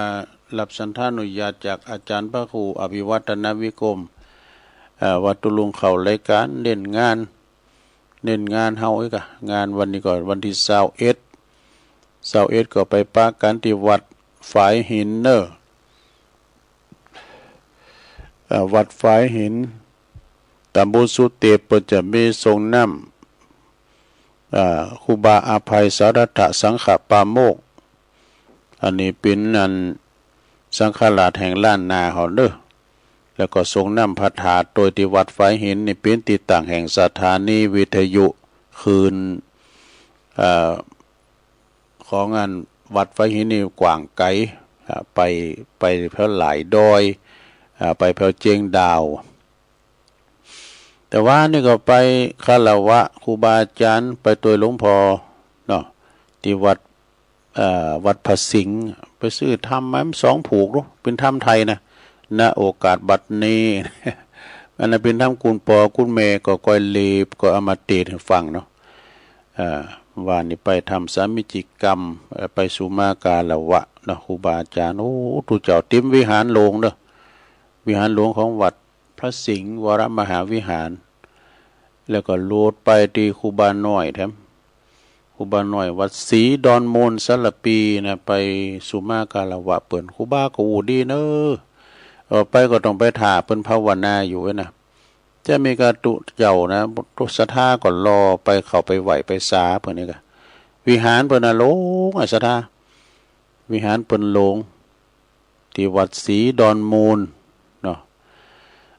ตุลุงก็ว่าไปโดยซอหาอันนี้ไปโดยที่จะได้ประกาศข่าวสารงานบุญเนี่ยสถาประกาศข่าวสารงานบุญศรัทธาญาติโยมในวันที่21ที่วัดฝายหินเจ้าประกาศไปละกรรมเนาะแล้วก็อันนี้ที่22นี่ก็พุทธบุตรต้องเป็นหนึ่งเดียวเหมือนดวงตะวันที่มีดวงเดียวกันเนี่ยเพื่อจะเดินทางไปก็ขอเดินทางแคล้วคลาดปลอดภัยเด้อแคล้วคลาดปลอดภัยทุกตารางกิโลเมตรของการเดินทางไม่ว่าทั้งขาไปทั้งขากลับเนาะตุลุมได้ไปไหนเฝ้าวัดวันที่23ก็ตีวัดอันนั้นปุ่นเด้อ23นี่ตีวัดช้างขาน้อยไต่ป่าย่างเนาะช้างขาน้อยไต่ป่าย่างนี่เปิ้นจะมีแข่งเปตองด้วยแล้วก็จะมีแข่งกองโลงด้วยกะนะตุลุงพันดอกประพิเจ้าวัดนะแล้วก็วันที่21วันนี้เหมือนกันเนอะที่วัดหนองหอยนะตุปีเวทเขานะหนองหอยก็ตำบลป่าซางอำเภอป่าซางเนี่ยเพิ่นก็ทรงน้ำพระธาตุเด้อวัดหนองหอยแล้วก็วันที่23 24ก็ที่ปุ่นด้วยกันเนาะวัดหลายแก้วกันเนาะวัดคุณพ่อสะอิ่งก็น่ะพ่อสะอิ่งไปอยู่กับลำปาง25ปุ่นนี้แล้วก็วันที่23 24ก็ที่วัดบันเวงด้วยเนอะวัดบันเวงติกาติธนะในเมตตาธรรมอาจารย์พระครูจิระบุญญาโชติตุปีพลเขาโปรแกรมนั้นเขาเนาะโปรแกรมนั้นใหญ่เขาผู้ช่วยแดงเขาเนี่ยนะก็จะมีวันที่23 24เนอะมีมีย้อนยุคแม่บ้านโดยย้อนยุคชูแม่เกิดโดยมีโมยด้วยนะไปกินไปตามด้วยกันแล้ววันที่24ก็ที่ปุนเดนเนอร์24นี่ที่วัดตุปียุ้ยมีหลายตีด้วยกันเนอสถานเดียวกันเนอวันที่24นี่ก็ทรงน้ำพระธาตุวัดใหม่มงคลชัยด้วยเด้อในเมตตาธรรมอาจารย์พระครูสังฆรักษ์สุเมธสิทธิวรยาโนตุปิยุยนะวัดห้วยบอนเนี่ยนะเดินวันที่24ก่อนผู้วันฮือเนี่ยนะสถา25วันนี้ก็จะไปปุญญกะตุปิยุยจะไปลำปางก่อนนะตุลุงแดงเขาเนี่ยก็จะอพยพไปลำปาง พระครูจุลธานพิทักษ์กันเนาะแล้วก็วันที่16 พฤษภาคมปรากฏดูหลวงพ่อมานิดนะไก่อยู่ในหลวงพ่อไก่มาก็ประกาศกันเนาะหอมบุญเนี่ยเพิ่นจะมีงาน16 พฤษภาคมเนาะแล้วก็ในวันที่ประกาศกันเปิดประกาศทั้งตัวเก่าครับเนาะวันที่1 พฤษภาเด้อที่วัดพระธาตุดอยน้อยที่ตุลุงอยู่นี่นะเป็นเดือน8ปิ้งบ่เดียนะเพิ่นจะมีงานทรงน้ำพระธาตุประจำปีในเมตตาธรรมอาจารย์หลวงพ่อพระครูสาธุกิจจันนันท์เจ้าคณะอำเภอดอยหล่อเจ้าวัดพระธาตุเจ้าดอยน้อยพร้อมด้วยคณะศรัทธาเนาะเพิ่นจะมีอยู่2โชงเนาะโชงเจ้านี่ทักษิณานุปทานตักบาตรตักบาตรตอนเจ้านะแล้วก็หลังจากนั้นก็เวลา9 โมงปลายก็พระสงฆ์ทำชุดหนึ่งก็มีการสืบจัตตาหลวงเด้อแบบล้านนาที่วัดพระธาตุดอยน้อยวันที่1 พฤษภาเป็นวันแรงงาน แล้วก็ แล้วก็ตรงกับ8ปิ้งตัวเนาะที่วัดพระธาตุดอยน้อยจากห่างก็วันที่1เมื่อไงกันเนาะที่ปุ่นที่วัดสะปุงหลวงอ่ะนะเมตตาธรรมหลวงพ่อพระครูวิมลธรรมจารีหรือว่าเจริญเป็นวันที่2ก็ฮู้นะพอมันมาซุบแตดกันถึงวัดพระธาตุหลวงเวงละปูนนะ วันนั้นปากันก็ได้ถามเพิ่นซะครับแล้วก็วันที่3-4นะวันที่3ที่4นี่ก็ที่วัดสันขยอม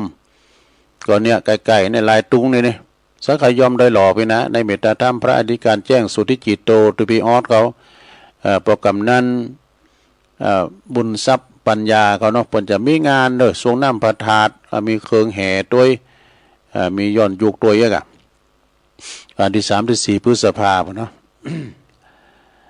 ต่อจากห่างก็มีหลายตีอยู่พฤษภาก็ค่อยมาว่ากันเนาะพฤษภาเนี่ยนะแล้วคนเล่นย้ำวันที่25เด้อศรัทธาญาติโยมทั้งหลายที่วัดบรรพตสถิตเปิ้นก็จะมีงานประกาศติ้มสู่เรื่องเนาะแนวทางในการประชาสัมพันธ์ในการจัดรายการทุกช่วงเวลานี่แล้วก็นิมนต์มาโลมงานด้วยทุกรูปเชิญชวนญาติโยมโดยทุกคนนี่อันนี้เมตตาธรรมอาจารย์พระครูอภิวัฒนวิกรมเปิ้นส่งไลน์มาประกาศตามนี่นะก็เนื่องโดยคณะกรรมการบริหารสถานีวิทยุในเครือข่ายคืนสีขาวเพื่อชาวประชาวัดบรรพตสถิตจังหวัดลำปางเด้อเปิ้นได้ดำเนินการจัดตั้งสถานีวิทยุคืน106.50ขึ้นเปิ้นก็ณที่วัดบรรพตสถิตตำบลพระบาทอำเภอเมืองจังหวัดลำปางและได้ทำการออกอากาศเผยแผ่นะเผยแผ่ธรรมะข่าวสารงานบุญแก่ประชาชนตั้งแต่วันที่1 เดือนมีนามาแล้วเดือนปลายแล้วนะพศ2569โดยได้เชิญโยงคืนเครือข่ายเครือข่ายไปยังคืนสีขาวคืนต่างๆโทรภาคเหนือดูประกอ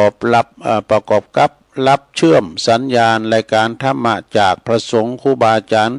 เครือข่ายคืนสีขาวมาตลอดนะบัดนี้เป็นวาหันเหมาะสมควรแก่กาลเวลาที่จะได้ทำบุญเปิดสถานีอย่างเป็นทางการเปิดเป็นสถานีวิทยุเปิดงานเผยแผ่พระพุทธศาสนาและก็สนับสนุนจากกิจการคณะสงฆ์บริการชุมชนทุกภาคส่วนนะประกอบกับจัดมีพิธีสามิจิกรรมในปัจจสุมากาลวะโดยเนอวันที่25ปุ่นนะที่วัดบรรพตสถิตจะมีการสุมากาลวะสักเก่าดำโหนะครูบาอาจารย์พระนักจัดรายการพระนักเผยแผ่ก็ดีคืนเครือข่ายคืนสีขาวทุกรูปในที่เปิ้นออกรายการก็ดีเปิ้นจะมากันตามกำหนดกันดังต่อไปนี้นะวันที่25 เมษายน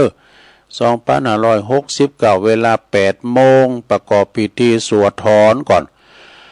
เปิ้นจะมีการสวดถอนตามโบราณประเพณีนะเวลา9 โมงครึ่งนั่นก็เวทีเสวนาธรรมผสมกับการสื่อสารเล่าขาน วิทยุท้องถิ่นนี่นะเวลา10 โมงครึ่งเนอพระสงฆ์ก็จะได้จำเริญพระพุทธมนต์สื่อโพราจาตาหลวงแบบล้านนาศรัทธาญาติโยมทุกท่านทุกคนตึงบ้านตึงวัดด้วย ทางบ้านก็สืบชะตาได้ติ่มไปได้ไปก็คือหมายความว่าเปิ้นถ่ายทอดสดบ่ล่ะตุปีหนุ่มเขาถ่ายทอดสดบ่เนอะแล้วก็เวลา11 โมงประกอบพิธีเปิดป้ายสถานีวัดบรรพตสถิตพระสงฆ์เท่านั้นชัยยันโตนี่เวลา11 โมงครึ่งถึง12 โมงนี่ถวายภัตตาหารเพลเนอะแด่พระสงฆ์แล้วก็เวลาเตงไปถึงบ่ายโมงนะเตงถึงบ่ายโมงนี่ก็ญาติโยมก็รับประทานอาหารแบบโรงทานตามอัธยาศัยไปกินนั่น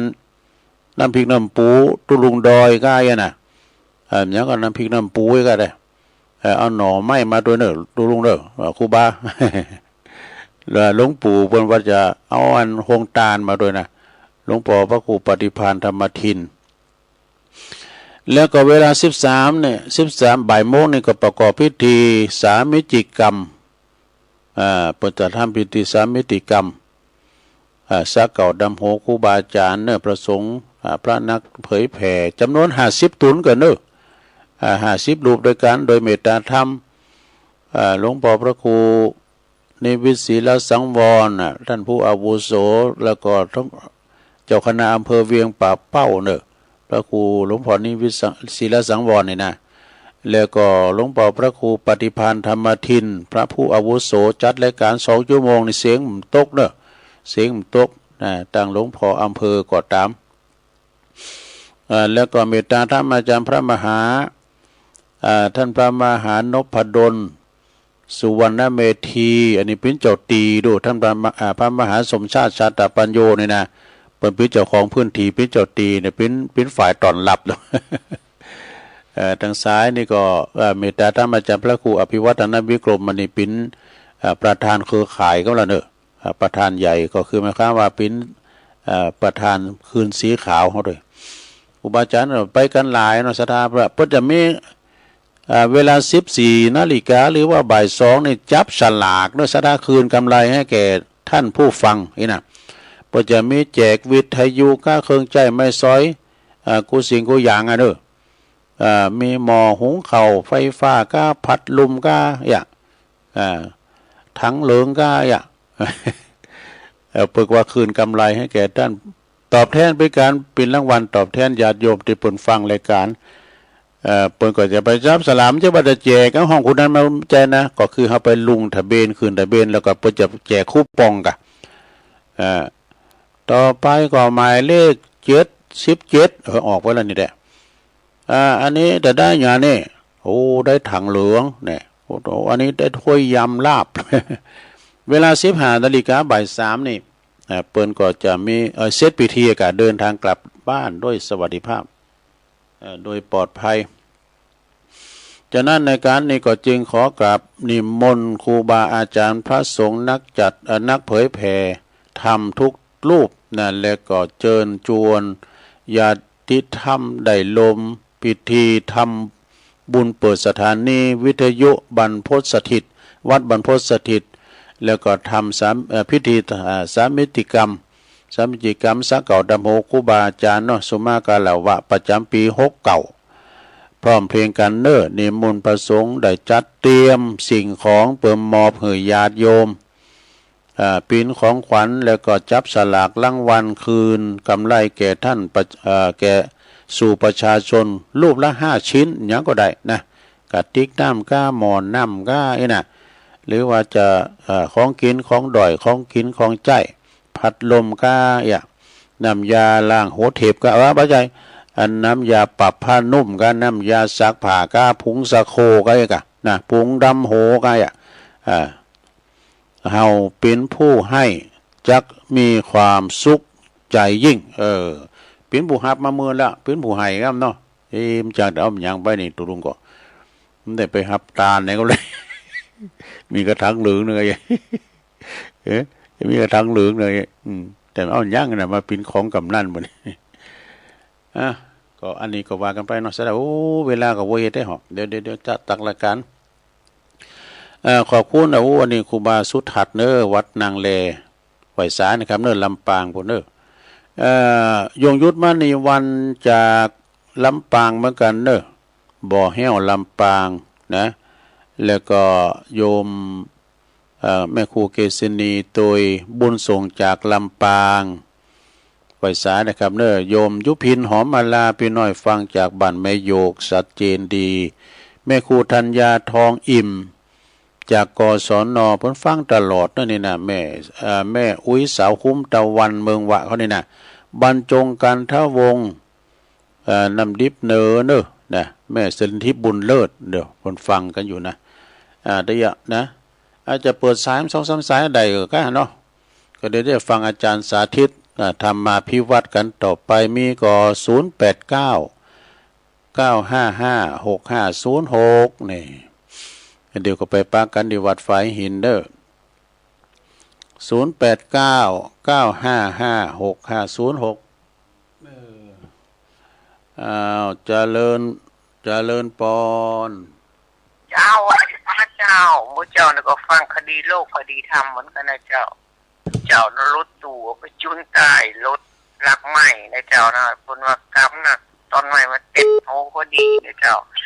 ปีใหม่เมืองนะเจ้านาทีเดียวนะเจ้าปีใหม่เมืองเฮาสู้เจ้าทั้งหลายไม่ลืมเดินนายดำโหกูข่าง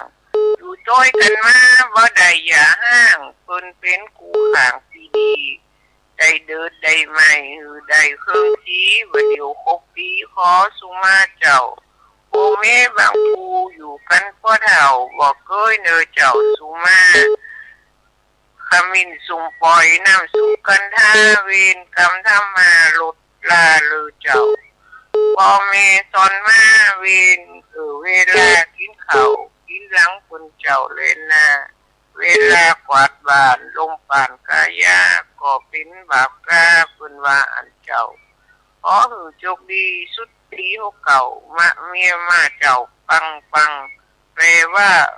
รวยนะเจ้าให้ใครฟังยาวขอมื้อหนึ่งบ่ายโมงนะเจ้าบ่ายโมงเก่า6 โมงถึงนะเจ้า6 นาทีนะเจ้าไหวสาเจ้าเฮงรวยปังอะเนาะเจริญปอนเจ้ากับพระเจ้าตุลุงวันนี้ก็มีบุญแห่งวันเด้อตื่นขึ้นมาได้ไหวพระฟังธรรมกับตุลุงแม่สุกแก้วศิลพรสิทธิ์เตี้ยมะลงละปุณนะเจ้าตุลุงโอ้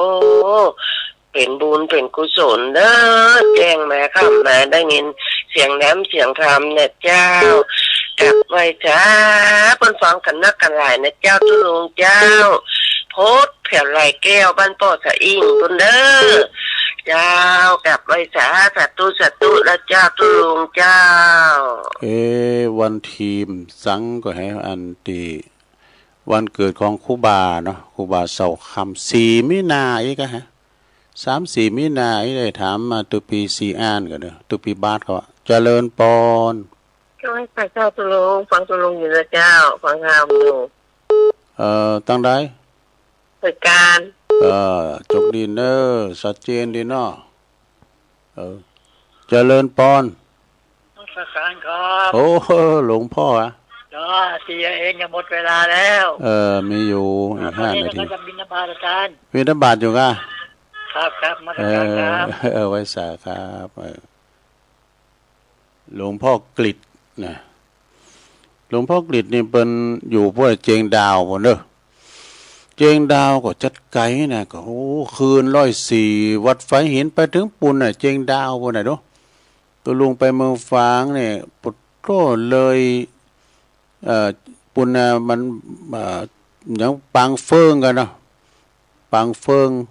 วัดปังเฟิงแล้วก็ปังโหม่แล้วต่างมาเข้าไปนะแต่ว่าปางโม่นะปล่อยกายมันก็เดินเข้าไปหาหลวงพ่ออาล่ะมีละบ่ก็เดี๋ยวตุลุงก่อนนำปาลาจากกันไปก่อนเนาะสถาเนาะแล้วก็บุตรก็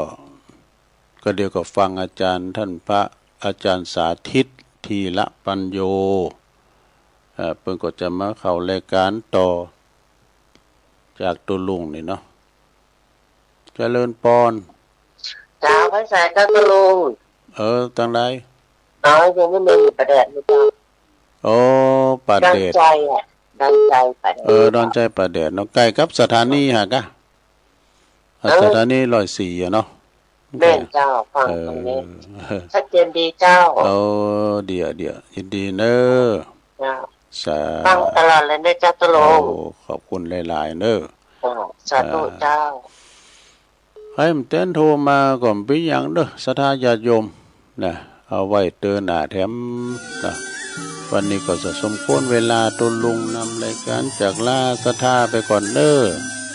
โชคดีมีใจเหมือนกันทุกคนทุกการเด้อจัตตาโลธรรมาวัฏฏันติอายุวันโนสุขังปะลา